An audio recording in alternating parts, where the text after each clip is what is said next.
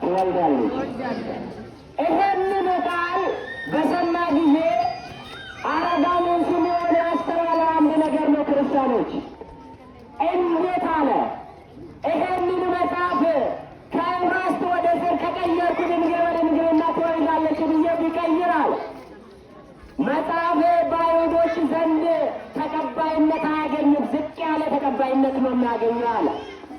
የተማሩ ናቸው፣ የተመረመሩ ናቸው፣ የሚያውቁ ናቸው። እያወቁ የማያውቁ፣ እያዩ የማያዩ፣ የሰሙ የማያስተውሉ የተባሉ ልባቸው የደነደነ የተባሉ ፈሪሳውያን በዛ ዘመንም ስለነበሩ ይሄንን ቃል ከተናገርኩ በኋላ ይህንን በመጽሐፍ ከጻፍኩ መጽሐፍ ተቀባይነት አያገኝም። ዝቅተኛ ተቀባይነት ነው የሚያገኘው። እንደሚገባ ተደርጎ ብዙ ሰው አይቀበለውም ብሎ አሰበና ድንግል በድንግልና ትወልዳለች የሚለውን ተጠራጠረ ይላል። ምን አለ? ሰው ምን ይለኛል ሳይሆን እግዚአብሔር ምን ይለኛል በሉ ክርስቲያኖች። ሰው ከምላቸው በላይ ማን የምንመለከተው ይሻላል? ሰው ከሚሰጣችሁ በላይ ማን ቢሰጣችሁ ይሻላል? ሰው ከሚቀርባችሁ በላይ ማን ቢቀርበን ይሻላል? ሰው እኮ ጠዋት ወዶ ማታ መልሶ የሚጠላ ነው። ሰው እኮ ጠዋት መልካም ነገር አድርጎልን ከኋላችን ሌላ ነገር የሚያወራ ነው። ሰው እኮ ጠዋት ይቀርብና ማታ የሚርቅ ነው። ወዶ የማይጠላ ቀርቦ የማይርቅ ከነ ምናምንታችን የሚወደን ማን ብቻ? ከዚህ ምስጋና ምልኮትና ውዳሴ መርክነ ስምዖን አሁን በእነሱ ዘንድ ተቀባይነት አያገኝም አለ። እውነት እኮ ነው። መሬት ያለ ዘር ታበቅላለች? አረ ድምፃችሁን ከፍ አድርጋችሁ ተናገሩ። መሬት ያለ ዘር ታበቅላለች? አታበቅልም። ነገር ግን ማን ካለ ይሆናል? ማን ካለ ይሆናል? እግዚአብሔር ያለ ነው። ሰው ያለ ነው የሚሆነው። እግዚአብሔር ያቀደው ነው። ሰው ያቀደው ነው የሚሆነው። እግዚአብሔር የሚያከናውን ነው። ሰው የሰራው የገነባው ነው የሚሻለው። ሰው ከሰራው ከገነባው ከሚያምረው ይልቅ እግዚአብሔር አስቀድሞ ያስቀምጠው አይሻልም? ስምዖን መጽሐፉ በአይሁዶች ዘንድ ተቀባይነትን አያገኝም ብሎ አሰበ። ነገር ግን ያን መጽሐፍ እንዳለ እርሱ ድንግል በድንግልና ትወልዳለች ያለውን ቃል ከቃል ጋር ናችሁ። እግዚአብሔር ከሁላችን ጋር ይሁን። ያለውን ቃል ይህንን አይሆንም ብሎ ሴት ትወልዳለች ብሎ ጻፈው ይላል። ምን ትወልዳለች? ለማንኛውም ሰው አዲስ ነው። ይሄ አዲስ ነው ወይ? አዲስ አይደለም። ሴት እንደምትወልድ ማንም ያውቃል። መጽሐፉ ተቀባይነት እንዳያገኝ ብሎ ሴት ትወልዳለች ብሎ ጻፈና ተኛ። ምን አለ?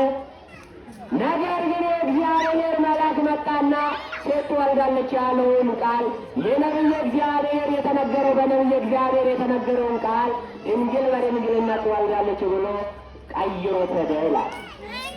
በሁለተኛ ጊዜ አሁን ተነስቶ መጽሐፉ ሲመለከት መጽሐፍ የሚጽፈው ሰው ከመጀመሪያ ጽፎ ጨርሶ ሳይሆን እየጻፈ እያስተዋለ መልሶ እየገመገመ ነው የሚሄደው። ነገር ግን እንዳለ መጽሐፍ እንዴት እንዲህ ይሆናል ብሎ አሰበና ቁጭ ብሎ ሲመለከት የጻፈው ቃሉ ሌላ፣ ተቀይሮ ያገኘው ሌላ። ማን አደረገ? በእግዚአብሔር ፍቃድ የእግዚአብሔር መልአክ አደረገ።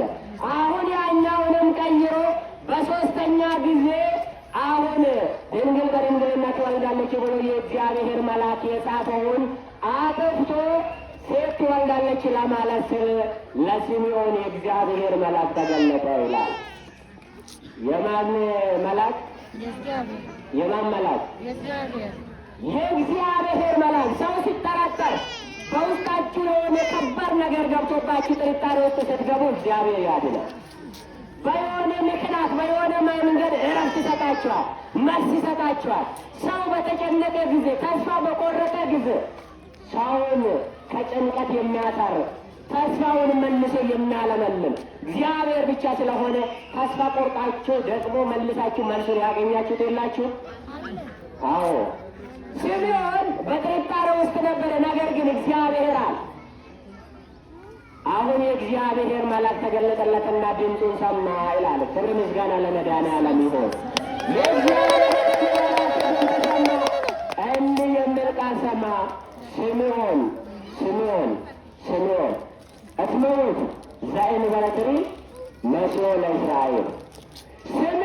ሆይ ስምዖን ሆይ ስምዖን ሆይ የእስራኤል መሲህ ተወልዶ የጠበቅከው በሐሳብ የእስራኤልን መጽናናትን የእስራኤልን ድነትን ሲጠብቅ እንደነበረው ሁሉ የእስራኤል አምላክ የእስራኤልን የሚያድን የእስራኤል መሲህ እስራኤልን የሚገዛ ተወልዶ እስክትመለከት ድረስ ሞትን አታይም፣ ሞት አትቀምስም፣ ሞት አትቀምስም፣ ሞት አንተን አያገኝም አለ። ክብር ምስጋና አምልኮትና ውዳሴ ለሥላሴ ይሁን። እስክታየው ድረስ አለ፣ እስክታየው እስክትመለከተው ድረስ ይህ ሆኖ በነቢዩ ኢሳይያስ ምዕራፍ 7 ከቁጥር 14 ላይ ድንግል በድንግልና ወልዳ መሲህም ተወልዶ የእስራኤል ተስፋ የሆነ የእስራኤልን የሚያጽናና እስኪወለድ ድረስ አንተ አዛውንት ነህ፣ አንተ አርጅታል፣ ነገር ግን ሞት አንተን አያገኝም አለ። ክብር ምስጋና ለእርሱ ይሁን። አመስግኑት እግዚአብሔር። በዚህም ጊዜ ነው ልብ በሉት አረጋዊው ስምዖን በዛን ዘመን አርጅቶ ነበረ። ነገር ግን አባቶቻችን ሊቃውንት እንደሚሉት ከዛ ዘመን ጊዜ ጀምሮ ይላሉ። ከቃሉ ጋር ናቸው። ልናገር ልቶ እሺ፣ ስምዖን አርጅቶ ነበረ። ምን ብሎ ነበረ? የሞት አቅራቢያ ሰው ነበረ፣ አዛውንት ነበረ። ነገር ግን ሊቃውንት አባቶቻችን እንላሉ ስምዖን የነቢየ እግዚአብሔር ትንቢቱ ከተተረጎመ በኋላ እንኳን 250 ዓመታት ገደማ በላይ ኖረዋል ይላል። እንዲህ ያለው ዕድሜ እግዚአብሔር ለሁላችንም ያድነን። አሜን ነው አላችሁ? አሜን። በ80 እንኳን መድረሳቸውን በ50 እየተባላን አሜን ትላላችሁ? በ40 እና በ20 ወጣቱ እየተቀጠፈ እያየን አሜን ትላላችሁ? እስከዛ ድረስ ምን አይነት መከራ ይመጣል ብላችሁ ነው የምታስቡ? ነገር ግን አለ አረጋዊ ስምዖን በዛ እየኖረ ልብ በሉት ክርስቲያኖች፣ ያኔ እሱ አርጅቶ ነበር። ይህ ዘመን እስኪሆን ድረስ የእግዚአብሔር መሲህነት እስኪገለጥ ድረስ የእግዚአብሔር አዳኝነት እስኪገለጥ ድረስ ድንግል በድንግልና ወልዳ እስኪታይ ድረስ አረጋዊ ስምዖን ከአልጋው ጋር ተጣብቆ አርጅቶ ማንም እንኳን ሰው ነበረ ሲያንቀሳቅሰው የነበረ ከአልጋ ጋር ተጣብቆ ይኖር ነበረ ይላል። ከምኑ ጋር? ዘመድ ስርቅ የሚችል አልጋ ብቻ ነው ወዳጅ። ሰው ስርቃችሁ የሚችላችሁ የሚተኙበት መኝታው ብቻ ነው። ዘመድም ብመጣ እዛ ደፍቶ ነው የሚሄደው። ማንም ብደግፍ እዛ ትቶ ይሄዳል። የሚደግፈን መኝታችንና እግዚአብሔር ብቻ ነው። ክብርና ምስጋና ምልኮትና ውዳሴ ናቸው። አሁን ስምዖን ከአልጋ ጋር ተጣብቆ እየኖረ ለምን መሰላችሁ? እግዚአብሔር የተናገረውን ያደርጋል። እግዚአብሔር የተናገረውን አያስቀርም። ስለዚህ የነቢዩን ኢሳይያስ የጻፈውን ቃልን ያኛውን እስኪመለከት ድረስ ከአልጋ ጋር ተጣብቆ ኖሮ ሁሉ አልፎ ዘመኑ አልፎ ያ ከተከናወነ በኋላ ወላዲተ አምላክ ቅድስተ ቅዱሳን ድንግል ማርያም 5485 ገደማ ላይ የዓለም ብርሃን የእስራኤል አዳኝ የሆነ መድኃኔዓለምን ወለደች ይላል። ክብርና ምስጋና ይድረሳት። እሷ ወለደች። ዘመኑን ያሰብን የክርስቶስን ልደት ስለሆነ ማለት ወለደች። በተስፋ ይጠብቆ የነበረው አሁን መመልከቱ ነው፣ አሁን ማየቱ ነው። እሱን የሚያስደስቱ በተስፋ ይጠብቅ የነበረው ካገኙት በላይ በተስፋ የጠበቁት ይበልጣል ያሉ አባቶቻችን። ስምዖን በአልጋ ላይ ነበረ። እንደ ሙሴ ሕግ ወላዲተ አምላክ ቅድስት ድንግል ማርያምና እጮኛዋ ዮሴፍ አምላካችን መድኃኒታችን ኢየሱስ ክርስቶስ የተወለደውን እኔና እናንተ በተከበረው ስፍራ ላይ እንድንወለድ በተናቀው ስፍራ ላይ የተወለደውን እኔና እናንተ ተከብረን እንድንገኝ የተናቀ ስፍራ ላይ የተገኘውን ሰብአ ሰገል የሰገዱለት፣ ሰብአ ሰገል ማለት ደግሞ እነርሱ ኮከብ ቆጣሪዎች፣ የከዋክብት ተመራማሪዎች፣ ጥበበኞች የተባሉት የሰገዱለት አምላክ እርሱ በተናቀ ስፍራ ተወልዶ እኔና እናንተን አከበረን። ክብርና ምስጋና ይድረሰው መድኃኔዓለም። ይህ ሆኖ ዘመኑ አልፎ ስምዖን በቤተ መቅደስ አቅራቢያ በቤቱ ከአልጋ ጋር ተጣብቆ የኖረ ወላዲተ አምላክና ቅዱስ ዮሴፍ መድኃኔዓለም ኢየሱስ ክርስቶስን ይዞ በስምንተኛው ቀን እንደ ሥርዓተ ሙሴው ለመገረዝ ወይ ደግሞ ለግርዘት ወደ ቤተ መቅደስ ወሰዱት ይላል። ወዴት ወሰዱት? ወዴት ወሰዱት? ሁሉን የሚችል ጌታ በጨርቅ የተጠቀለለ፣ ሁሉን የሚችል ጌታ በሰው እጅ ታቀፈ። በንጽሕቷ እጅ ነው። በእሷ እጅ የሚሰጠው ነገር ሁሉ በረከት አለው። አሁን በዛ ወደዛ ጉዞ ሲያደርጉ ሄዶ ቤተ መቅደስ ገቡ ይላል። ወዴት ገቡ? ወዴት ገቡ? መነሻችን ማን ነው? መነሻችን ማን ነው? እግዚአብሔር በሉ እስኪ። የበለጠ የለም። እግዚአብሔር በሉ። መነሻችን እግዚአብሔር፣ ሁላችን ቤተ እግዚአብሔር፣ መድረሻችን መንግሥተ እግዚአብሔር እንዲያደርግልን መልካም ፈቃዱ ይሁንልን።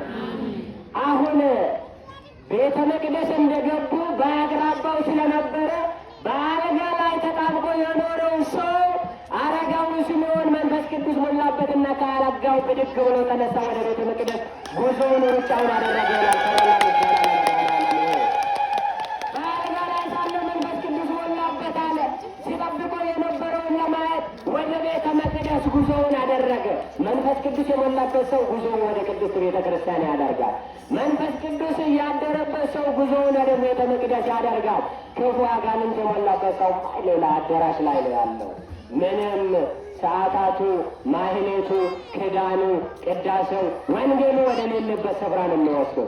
አረጋዊ ስምዖን ወደ ቤተ መቅደስ ሄደላ ገረመነ ቁልቁሉም አትደቅ አፎር ቁልቁሉን ሲሰትጉት ሄጀላ ኢኒ የሮሰንት ዋን ዱበቴሰን ዋራጅቻ ኢሳያስን በራ የሰን ጋፈ ላሉ ጋፈ ሁበቱ እኒ አፎር ቁልቁሉን የሰትጉት አካ እኒ አርጉፊ yoo waaqayyoon jaalanne waan barbaanne waaqayyotu nu ibsa. yoo waaqayyoon jaalanne abdiidhaan eegganne san waaqayyo abdii keenya fiixan baasa. yoo waaqayyoon jaalanne waaqayyoon abdannee jiraanne waaqayyo inni abdiidha bara baraan nagaa nuuf kenna. እግዚአብሔር በመንፈስ ቅዱስ መራና ወደ ቤተ መቅደስ ወሰደው። እዛ ገብቶ ሲመለከት በመጽሐፉ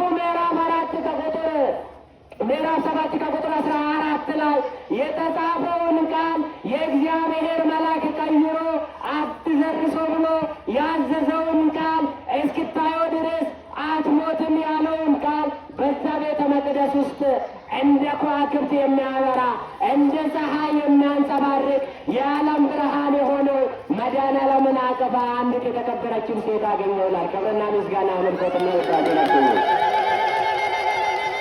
አገኘዋል። የተመልከቱት ክርስቲያኖች እዛ ሲሄድ የተዋበች ጨረቃ ከእግሮቿ በታች እንደ ከዋክብት የሆኑላት የተባለች ወላዲተ አምላክ አቅፋ ድንግል በድንግልና ወልዳ የዓለም ብርሃን የሆነው የእስራኤል አዳኝ የሆነውን ድንግል አቅፋ የወለደችውን ልጅ አየና ተቀበላት። አየ እንዲሁም ብሎ ተናገረ ይላል። ጌታ ሆይ ዓይኖች በሰዎች ሁሉ ፊት ማዳንን አይቷልና። በልስቲ ከኔ ጋር ዓይኖች በሰዎች ሁሉ ፊት ማዳንን አይቷልና። ይህንን ቃል በመግባችን ላይ ያነሳ ነው አረጋዊ ስምዖን ነው የተናገረው። ክርስቶስን ካቀፈው በኋላ ያነጋገረው ባለበት ላይ ነው እንደዚያ። ለምን አዳኝን አየ፣ ፈዋሹን አየ፣ ዘመድን አየ፣ የሚያኖረውን አየ፣ የሚያሳልፈውን አየ፣ ነቢየ እግዚአብሔር የተናገረለትን አየ። ድንቅ የሆነውን ቃል ለሕፃኑ ልጅ ሲናገር ወላዲተ አምላክ ቅድስት ድንግል ማርያምና ዮሴፍ ይገረሙ ነበረ። እንዴት ይሄ አረጋዊ ለሕፃኑ ልጅ ማዳንን አይቷል አለ። አባቶቻችን በትርጓሜ እንዲህ አሉ።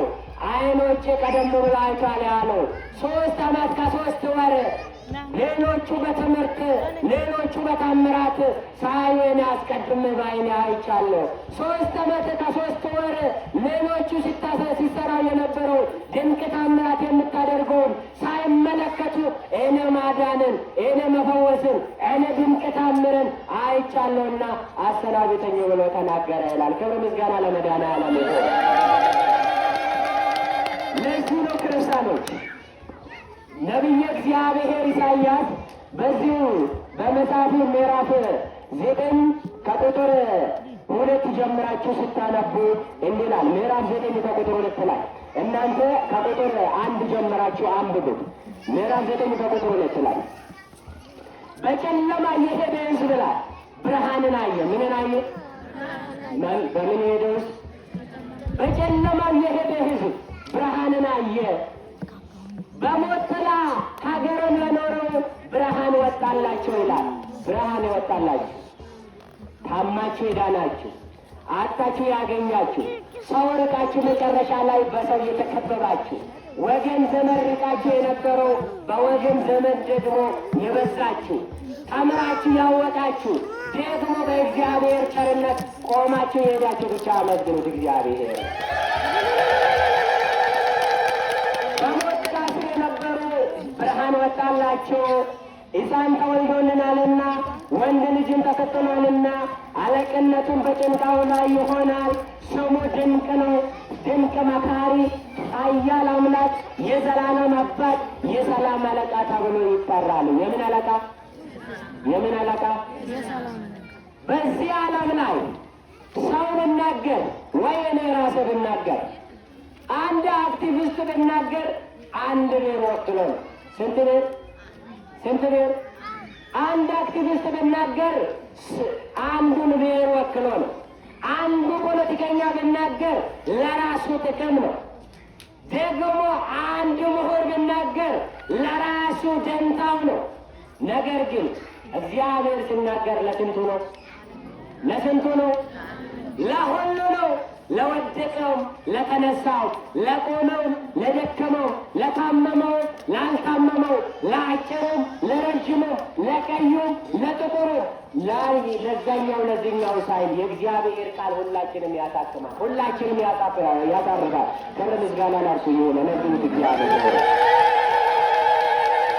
እርሱ ይናገር። አዎ በሲምዖን የተከናወነው በተስፋ እግዚአብሔርን ከጠበቃችሁ ታደርጋላችሁ፣ ታገኛላችሁ። ሲምዖን ይህንን ቃል ነው፣ የክርስቶስን ልደት ነው። የተወለደው ደግሞ ምን ሆኖልናል? አዎ አድኖናል፣ ማዳንን አይተናል። ለምን ሲባል በማርቆስ ወንጌል ምዕራፍ 4 ከቁጥር 39 ላይ በማርከብ ውስጥ ሳለን ማርከቡ በተናወጠው ጊዜ፣ ማዕበሉ በተነሳ ጊዜ፣ ባህሩ በተናወጠው ጊዜ፣ ማርከቢቱ እስክትሰባበር በደረሰችበት ጊዜ እኛ የሞት ጣራ ያዘኝ እንዳለው ኢዮብ እንደተናገረው የሞት ጣራ ስር ነኝ፣ የሞት ጣራ ያዘኝ እንዳለው የምንይዘውና የምንለቀውን ባጣነው ጊዜ፣ ዘመዶቻችንና ወገኖቻችን በተለየነው ጊዜ በባህር ላይ ሆነን ወደ አንተ ስንጮህ ማዳንን አይተናል። ክብር ምስጋና ለአንተ ይሁን። በማርከብ ውስጥ ሆነን ምንም የምንጨብጠውን ባጣነው ጊዜ ማዕበሉን አቁመ አድነናል፣ ማዳንን አይተናል።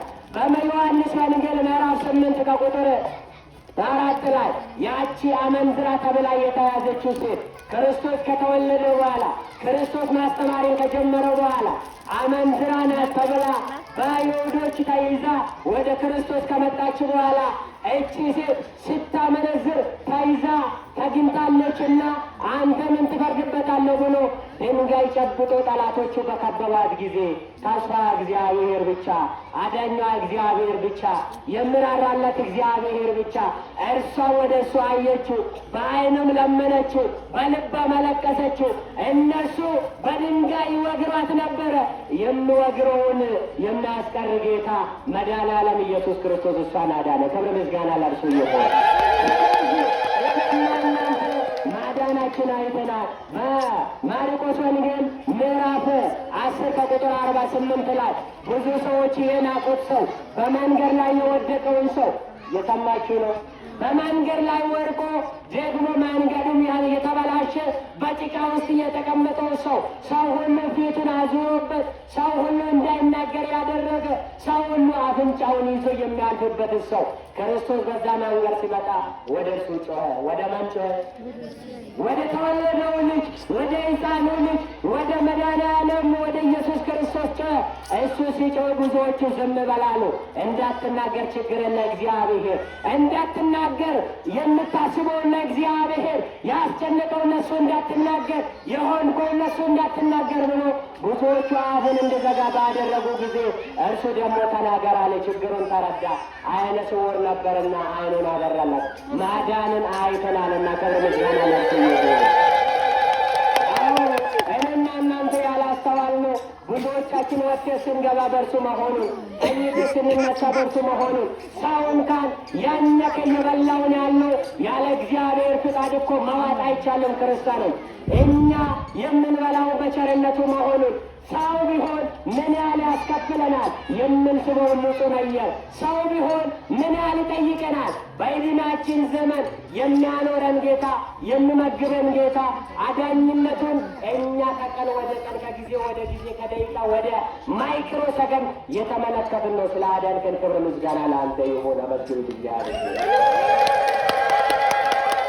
ስለዚህ እኔና እናንተ የአምላክን ማዳንነትን ካገኘን በኋላ ከእኛ ምን ይጠበቃል? እችን ተናግሮ ልጨርስ። ከእኛስ ምን ይጠበቃል? እርሱ አዳኝ ነው። በድልና ሳንበድል የቀረን ማንም የለም። እንጨት ሆኖ የማይነድ ሰው ሆኖ የማይበድል የለም እንደምሉት አባቶቻችን።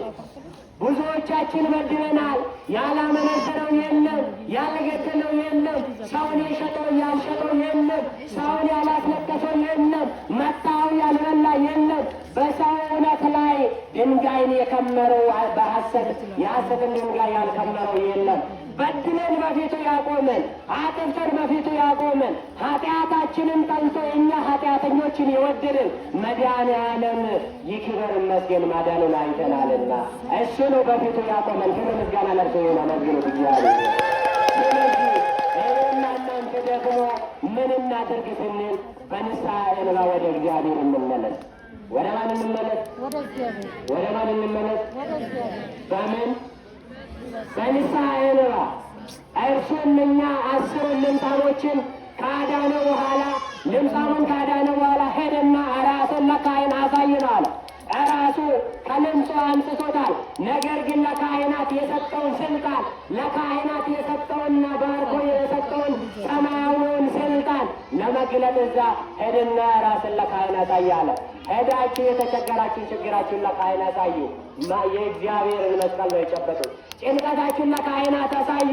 እነርሱ የሚያሳርፍ ቃልን ይናገራሉ። ሄዳችሁ የተጣላችሁ ለካህን ተናገሩ። የሚያስታርቅ ቃልን ይናገራሉ።